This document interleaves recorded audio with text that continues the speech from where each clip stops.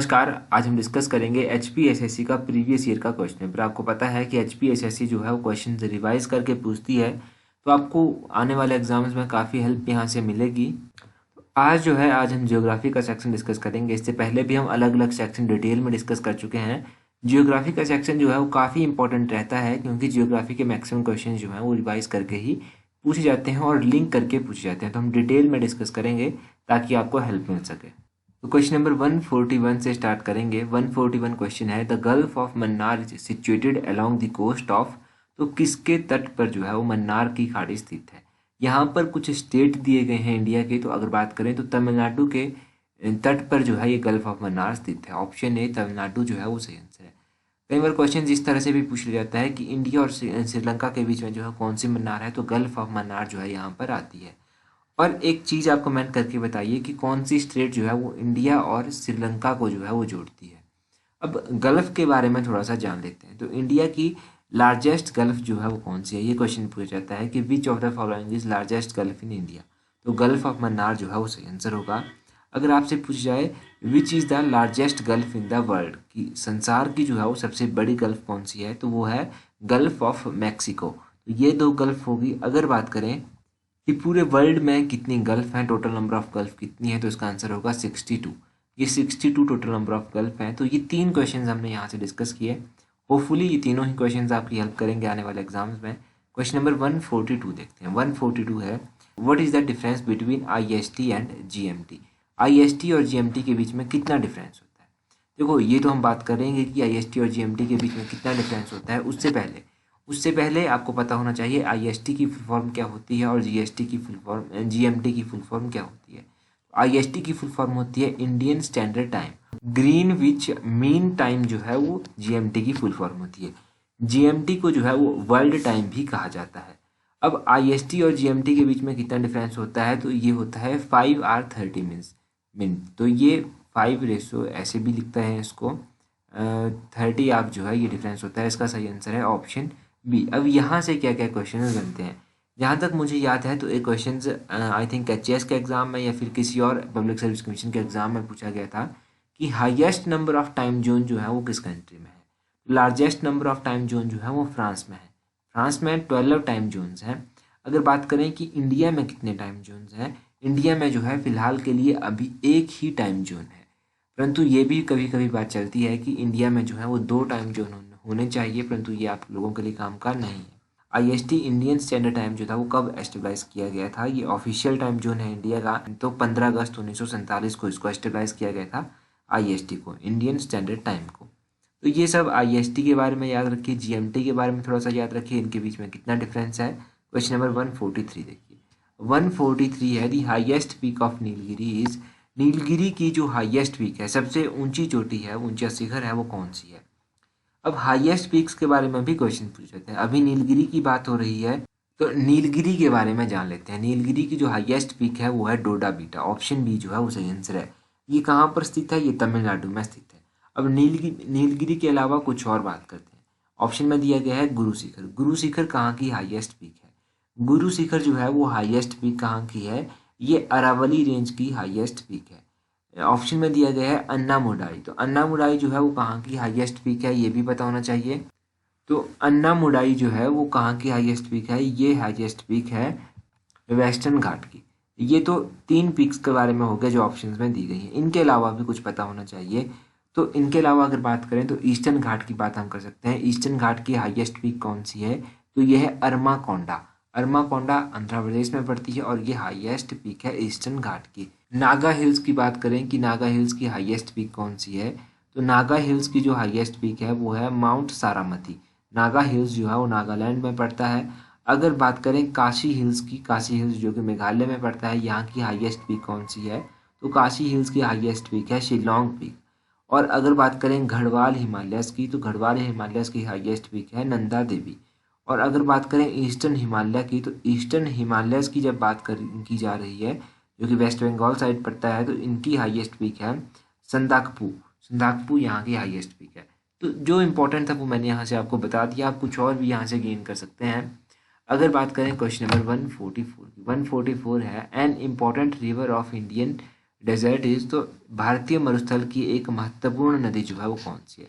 तो अगर बात करें भारतीय मरुस्थल की, तो भारतीय मरुस्थल की जो महत्वपूर्ण नदी है वो कौन सी है? वो है ऑप्शन डी, लूनी। लूनी जो है वो भारतीय मरुस्थल की एक इम्पोर्टेंट रिवर है।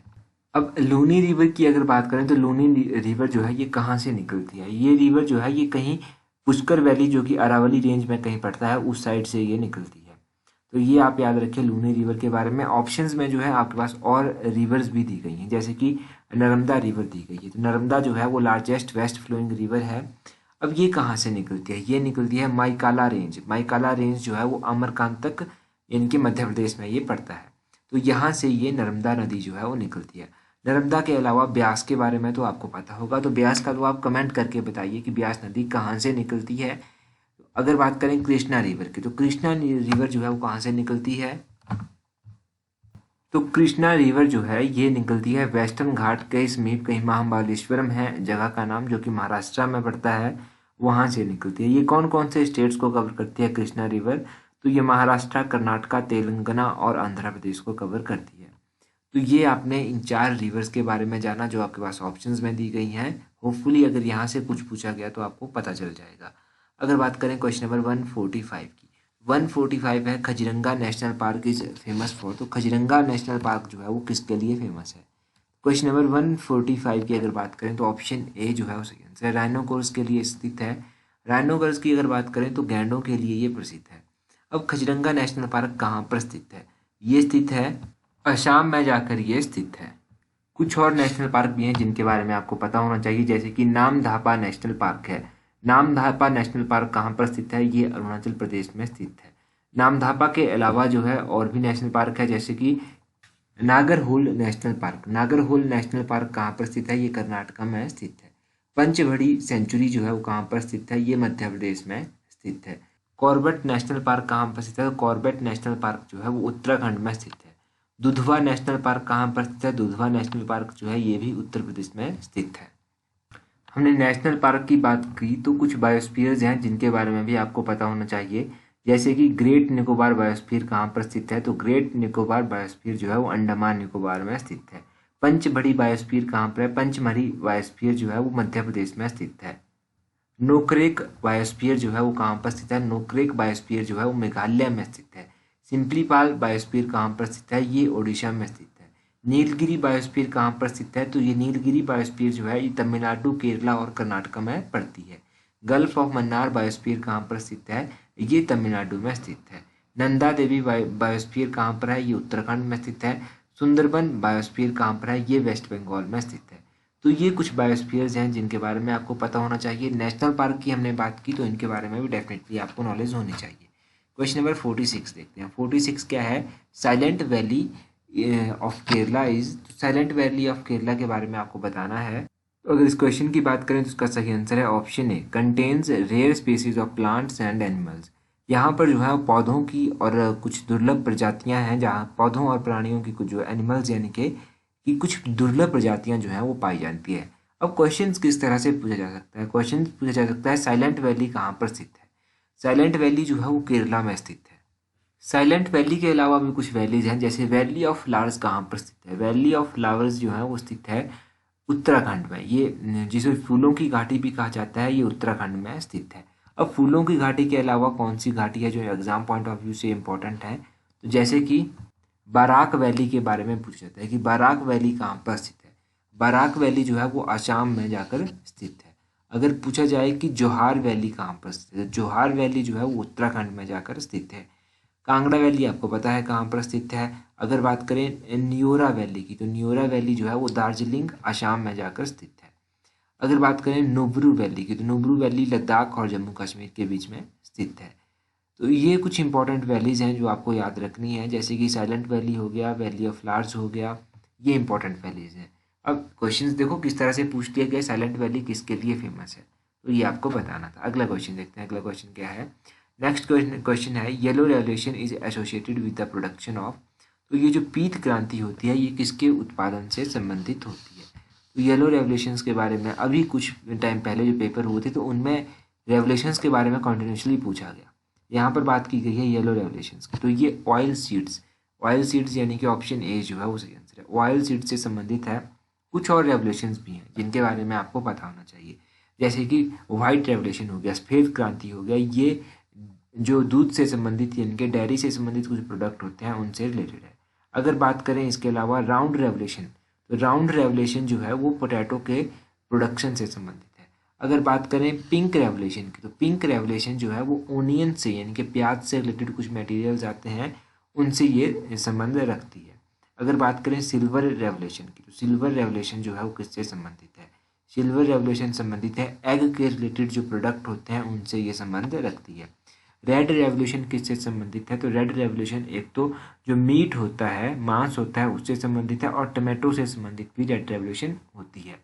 ग्रे रेवोल्यूशन की बात की जाए तो ये खाद से रिलेटेड जो फर्टिलाइजर रिलेटेड प्रोडक्ट होते हैं उनसे संबंधित है ग्रे रेवोल्यूशन। अगर बात करें गोल्डन रेवोल्यूशन की, तो गोल्डन रेवोल्यूशन में आते हैं जैसे कि आपका हॉर्टिकल्चर से रिलेटेड प्रोडक्ट हो गया, हनी हो गया, फ्रूट प्रोडक्शन हो गया, ये आपके गोल्डन रेवोल्यूशन में आते हैं। ब्राउन रेवोल्यूशन की बात की जाए तो ब्राउन रेवोल्यूशन में आपका आता है लेदर आ गया आपका, तो ये ब्राउन रेवोल्यूशन से संबंधित है। अगर बात करें ब्लू रेवोल्यूशन की, तो ब्लू रेवोल्यूशन जो है वो संबंध रखती है मछलियों से रिलेटेड जो प्रोडक्ट होते हैं, फिश प्रोडक्शन जो होती है उससे रिलेटेड ये संबंध रखती है। ब्लैक रेवोल्यूशन की बात करें तो पेट्रोलियम प्रोडक्शन से ये संबंध रखती है। तो ये सब आप याद रखिए, ब्लैक, ब्लू, ग्रीन, येलो हो गया, ग्रे हो गया, पिंक हो गया, रेड हो गया, राउंड रेवोल्यूशन हो गया, पोटैटो प्रोडक्शन से संबंधित है, सिल्वर रेवोल्यूशन हो गया, एग से संबंधित है, वाइट रेवोल्यूशन, येलो, राउंड, ये सब आप याद रखिएगा। ये इंपॉर्टेंट रेवोल्यूशन है, एग्जाम में डेफिनेटली यहाँ से एक नया क्वेश्चन जो है वो पूछ ले जाता है। क्वेश्चन नंबर 148 है। 148 है the highest grade and best quality of coal is, तो उच्च ग्रेड और सर्वोत्तम गुणवत्ता वाला कोयला जो है इनमें से कौन सा है? कोयले की बात करें कि हाईएस्ट क्वालिटी कौन सी है, 148 का ऑप्शन बी सही आंसर होगा। एंथ्रेसाइट जो है वो सही आंसर है। अब एंथ्रेसाइट तो उसका सही आंसर है, परंतु कोयले के बारे में जानना इंपॉर्टेंट है क्योंकि कोयले से रिलेटेड क्वेश्चन जो है वो 2-3 बार कॉन्टिन्यूसली एग्जाम में पूछे जा चुके हैं। अगर कोयले की ही बात करें सबसे पहले, तो कोयले को किस और नाम से जाना जाता है? तो कोयले को जो है वो ब्लैक गोल्ड भी कहा जाता है कोयले को, ये आपको पता चल गया। अब इसके अलावा कोयले की कितनी क्वालिटीज़ हैं, तो कोयले की अलग अलग क्वालिटीज़ हैं, जैसे कि पीट हो गया, ये भी कोयले की एक क्वालिटी है। पीट के बाद लिग्नाइट दूसरे नंबर पर क्वालिटी आती है, तीसरे नंबर पर ब्यूटिमिनस आता है, ये तीसरे नंबर पर आता है, और चौथे नंबर पर एंथ्रेसाइट आता है। ये कोयले की क्वालिटीज़ हैं। अब बात करते हैं कि इनमें फ़र्क क्या है। जो पीट क्वालिटी होती है इसमें मतलब 40 से लेकर 45 से कम ही जो है वो कार्बन की क्वालिटी जो है वो पाई जाती है, इससे कम कार्बन क्वालिटी इसमें पाई जाती है। अगर बात करें दूसरे नंबर पर जो लिग्नाइट आता है, तो लिग्नाइट को ब्राउन कोल भी कहते हैं। यहाँ पर 40 से लेकर 55% के बीच में कार्बन क्वालिटी जो है वो पाई जाती है। 40 से लेकर 55 के बीच में यहाँ पर पाया जाता है कि आपका जो कार्बन क्वालिटी होती है इसको ब्राउन कोल भी कहते हैं। अगर बात करें ब्यूटिमिनस की, ब्यूटिमिनस में जो है वो 40 से लेकर 80% तक जो है वो कार्बन पाया जाता है। 40 to 80% कार्बन यहाँ पर पाया जाता है। अगर बात करें एंथ्रासाइट की, तो एंथ्रासाइट जो कि बेस्ट क्वालिटी कोयले की मानी जाती है, यहाँ पर 80% से लेकर 95% तक कार्बन जो है आपका पाया जाता है। 80 to 95% कार्बन जो है यहाँ पर पाया जाता है। अब आप लोगों के लिए जो क्वेश्चन बनता है वो बनता है कि कोयला जो है वो कौन सी टाइप की रॉक है, इग्नियस रॉक्स है, सेडिमेंट्री रॉक्स है, या फिर मेटामॉर्फिक रॉक्स है। ये आप कमेंट करके बता दीजिए, बिल्कुल इजी है, आप कमेंट करके बता दीजिए।